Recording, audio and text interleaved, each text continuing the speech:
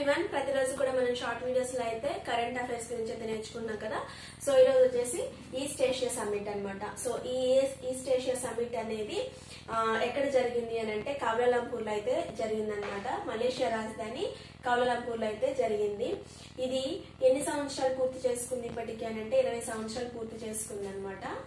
So 20 సంవత్సరాలు పూర్తి చేసుకుంది. ఫస్ట్ ఎక్కడ జరిగింది అని అంటే ఫస్ట్ కూడా కౌలాలంపూర్ లోనే జరిగింది. సో అందుకనే మళ్ళీ 20 సంవత్సరాలు పూర్తి చేసుకుంది కాబట్టి ఈస్ట్ ఏషియా సమ్మిట్ అనేది మళ్ళీ కౌలాలంపూర్ లోనే జరిపారనమాట. అయితే ఇది ఎన్నవ సమ్మిట్ అని అంటే 20వ సమ్మిట్. 20వ సమ్మిట్. దీంట్లో ఎన్ని సభ్య దేశాలు ఉంటాయి అని అంటే 18 సభ్య దేశాలు అయితే ఉంటాయి.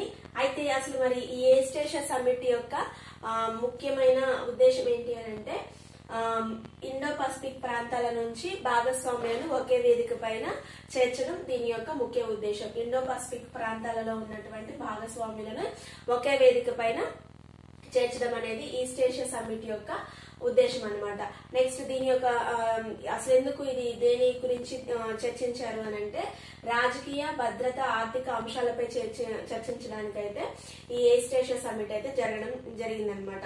ఈస్ట్ ఏషియా సమ్మిట్ అనేది రాజకీయ భద్రత ఆర్థిక అంశాలపైన చర్చించింది. ఇంకొకటి ఇండో పసిఫిక్ ప్రాంతాల భాగస్వామ్యులను ఒక వేదికపై చేర్చడానికి ఈ ఈస్ట్ ఏషియా సమ్మిట్ అనేది జరిగిందనమాట. ఇది 20వ సమ్మిట్ అంటే 28th ఎడిషన్ అనమాట. సో 19వది ఎక్కడ జరిగింది అని అంటే లావోస్ లో జరిగింది. 19వది లావోస్ లో జరిగింది అనమాట.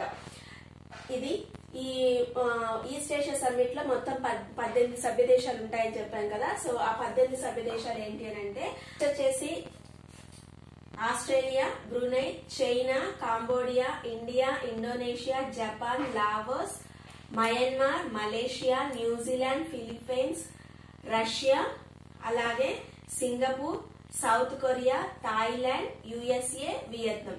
ఈ 18 దేశాలు కూడా ఈస్ట్ ఏషియా సమ్మిట్ లో అయితే సభ్య దేశాలుగా అయితే ఉన్నాయి. ఇది ఈ రోజు కరెంట్ అప్డేట్. మన ఇన్స్టాగ్రామ్ పేజ్ ఐడి వచ్చేసి స్టడీ సిరీస్ 1111 అని అయితే ఉంటుంది. ఖచ్చితంగా ఆ పేజ్ అయితే ఫాలో అవుతూ ఉండండి. ఆర్ఆర్బి అలాగే ఎస్ఎస్సికి సంబంధించిన బిట్స్ అయితే అందులో అప్లోడ్ చేస్తూ ఉంటాను. మీరు ఫాలో అవ్వచ్చు. Thank you for watching.